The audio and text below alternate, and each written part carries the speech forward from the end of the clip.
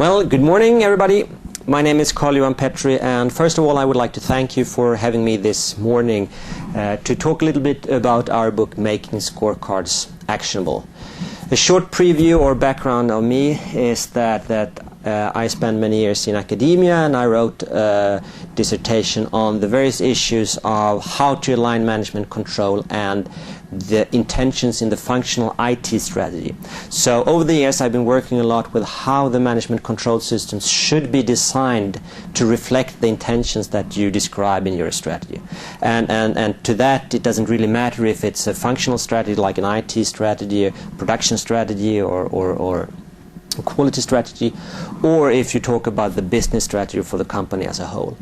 I have remotely worked a little bit with corporate strategies as well, but that is not the domain of the talk today. So, in our book we present 6 what we call critical design issues that we believe will explain why you succeed, or as we saw in our case descriptions that we present in the book, could see why these organizations had succeeded in not only implementing but also utilizing scorecards in their management control, and thereby being more efficient in realizing their business strategies.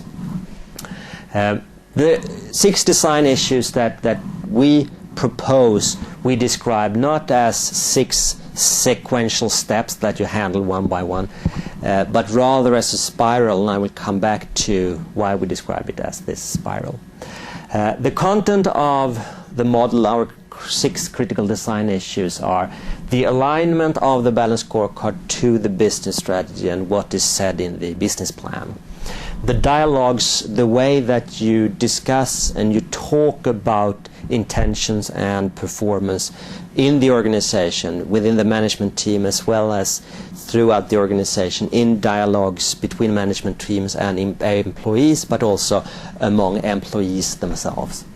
The roles who are responsible for making this happen when it comes to the execution and the operate scorecards.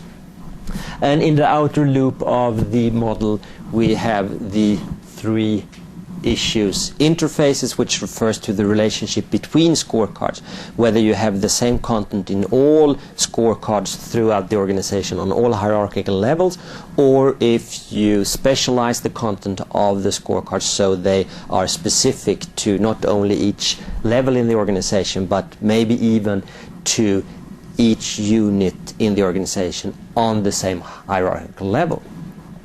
Incentives refers to the various issues of tying rewards to performance according to the scorecards.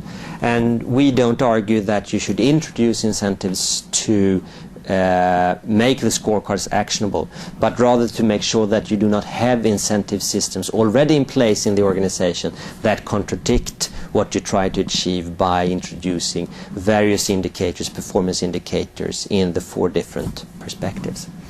And the last, and to us it's important that we here talk about the last issue, refers to IT systems. All too often we would argue that organizations choose to implement scorecard triggered by the functionality in the ERP, the Enterprise Resource Planning System. That the organizations realize that they have a functionality to use non-financial and financial performance indicator in combination. And from that they try to design or develop the content of their scorecards. To us, the IT systems should not be an investment that you do before you have lived with the scorecard, so to speak, that you have used the scorecards as a language to talk about intentions and what you aim to do, and you use the scorecards to evaluate performance after the fact to see what has happened. In the beginning of any scorecard project, when you use it for the first 1 or 2 years, we regard PowerPoint, Excel, and distributing the information over the internet a feasible alternative. It takes some more administrative resources, of course, but the payoff is the greater when you have the manual processing of the information rather than you have the automated distribution of the information. The reason why we have described this as a spiral rather than a sequential model where one step is followed by the other is that we see relationship between each of the bubbles in the inner and the outer loop of the circle.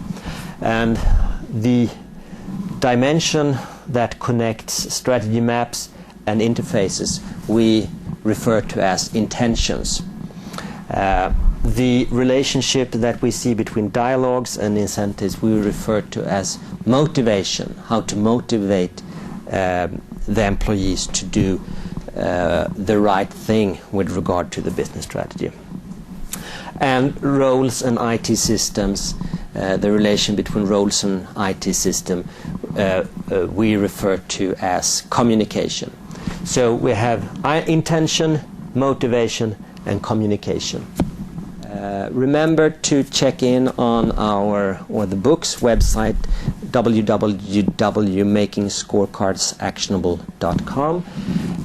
On that website you could read excerpts from the book, from each chapter in the book. You could download presentations like this, and you could also subscribe to bi-monthly newsletter that we distribute for free, where we compile experiences and thoughts that we have on what it takes to make scorecards actionable. So thank you for listening to me. It has been a great pleasure meeting all of you, and if you have any questions or opinions about what I have said today or what we've written in the book, please log on to the website, and there you find all the contact information you might need to continue this dialogue.